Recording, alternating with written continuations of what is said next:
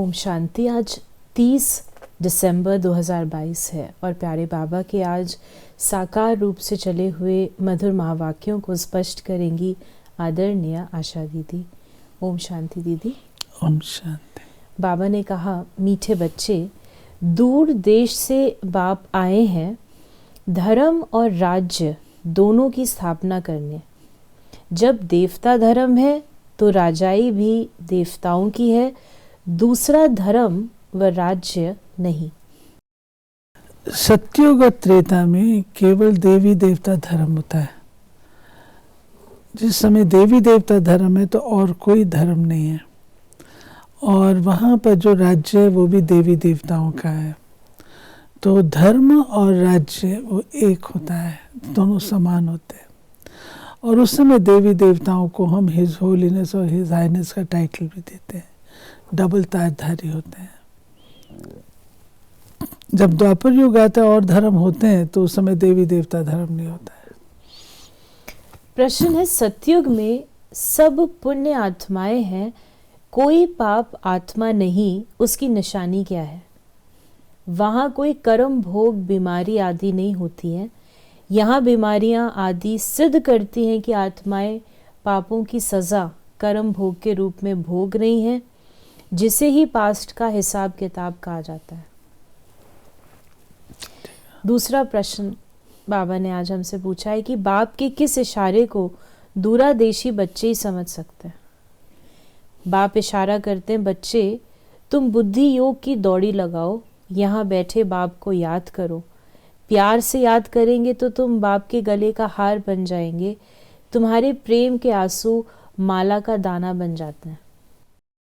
गीत है, आखिर वो दिन आया आज। बच्चों ने गीत सुना, गीत का अर्थ समझा। भारत तो बहुत बड़ा है, सारे भारत को नहीं पढ़ाया जा सकता। ये तो पढ़ाई है, कॉलेज खुलते जाएंगे। ये हुई बेहद के बाप की यूनिवर्सिटी। इनको कहा जाता है पांडव गवर्नमेंट। गवर्नमेंट कहा जाता है सॉवरेनिटी को। अब तुम बच्चे जानते हो सॉवरेनिटी स्थापन हो रही है, धर्म प्लस सॉवरेनिटी।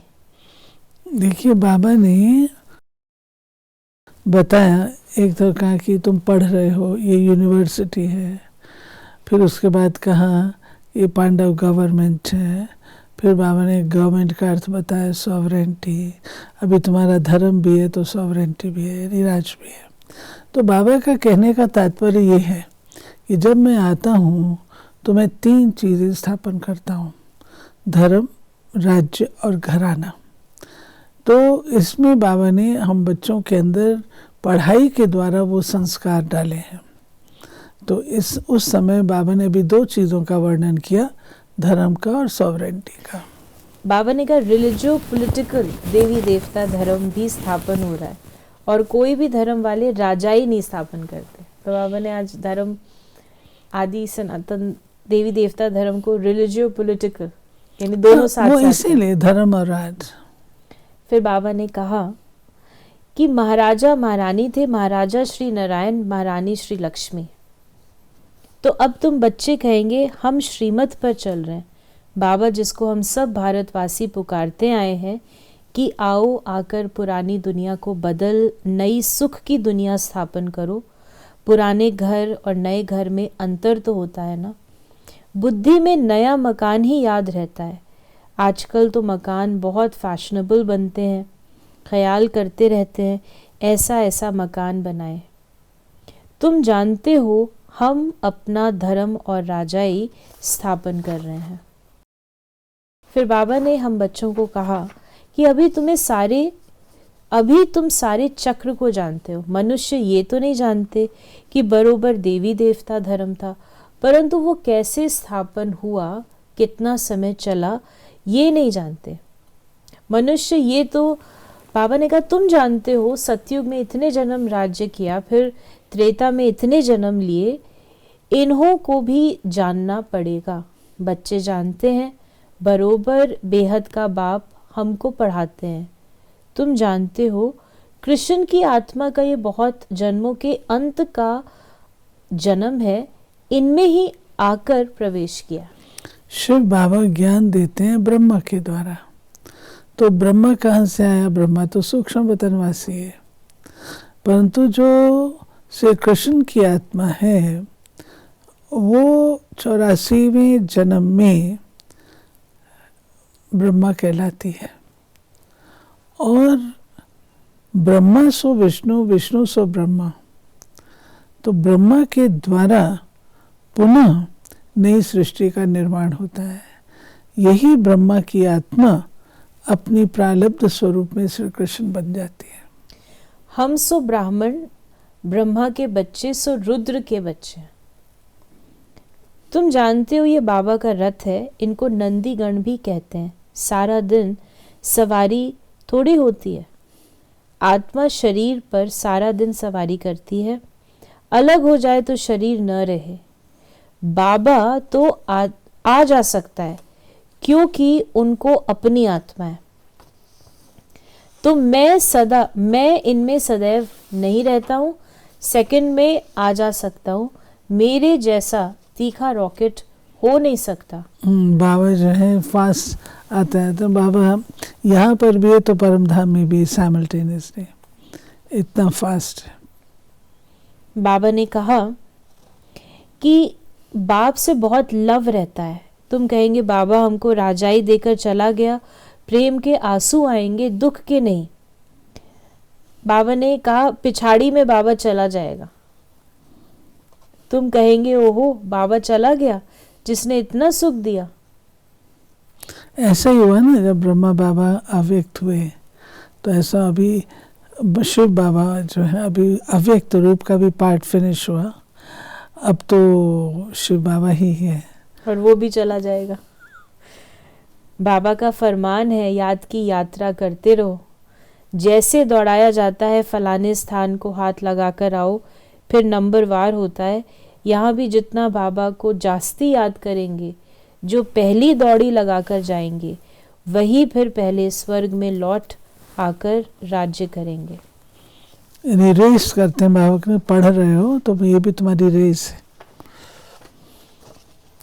फिर बाबा ने हम बच्चों को कहा कि तुम्हारी राजधानी स्थापन करने में बड़ी मेहनत लगती है, गालियां भी खानी पड़ती हैं क्योंकि कलंगी धर बनना है। अभी तुम सब गाली खाते हो। सबसे जास्ती ग्लानी मेरी की है।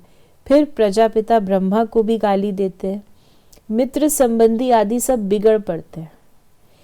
विष्णु व शंकर को थोड़े गाली देंगे। बाप कहते हैं मैं गाली खाता हूँ, तुम बच्चे बने हो तो तुमको भी हिस्सा लेना पड़ता है ना। नहीं तो ये अपने धंधे में था, गाली की बात नहीं थी। सबसे जास्ती गाली मुझे देते हैं, अपना धर्म कर्म भूल गए हैं, कितना समझाते हैं। फिर बाबा ने आज हमें वरदान दिया, सर्व शक्तियों का अनुभव करते हुए समय पर सिद्धि प्राप्त करने वाले निश्चित विजयी भव। सर्व शक्तियों से संपन्न निश्चय बुद्धि बच्चों को विजय निश्चित है ही। जैसे किसी के पास धन की, बुद्धि की व संबंध संपर्क की शक्ति होती है तो उसे निश्चय रहता है कि ये क्या बड़ी बात है, आपके पास तो सब शक्तियां हैं। सबसे बड़ा धन अविनाशी धन सदा साथ है। तो धन की भी शक्ति है, बुद्धि और पोजीशन की भी शक्ति है। इन्हें सिर्फ यूज करो, स्व के प्रति कार्य में लगाओ तो समय पर विधि द्वारा सिद्धि प्राप्त होगी। और स्लोगन है, व्यर्थ देखने व सुनने का बोझ समाप्त करना ही डबल लाइट बनना है। क्योंकि अभी हम वो टाइम अफोर्ड नहीं कर सकते हैं जो व्यर्थ मंथन करें, इसलिए बाबा कहते हैं उससे छुटकारा पाओ। तो ये थे बाबा के आज के मधुर महावाक्यों का स्पष्टीकरण। यदि आपके मन में कोई भी सवाल है तो उसे मैसेज या व्हाट्सएप करें 8826599309 पर, और हम आपके इन प्रश्नों का उत्तर प्रश्नोत्तरी कार्यक्रम में देने का प्रयास अवश्य करेंगे। ओम शांति।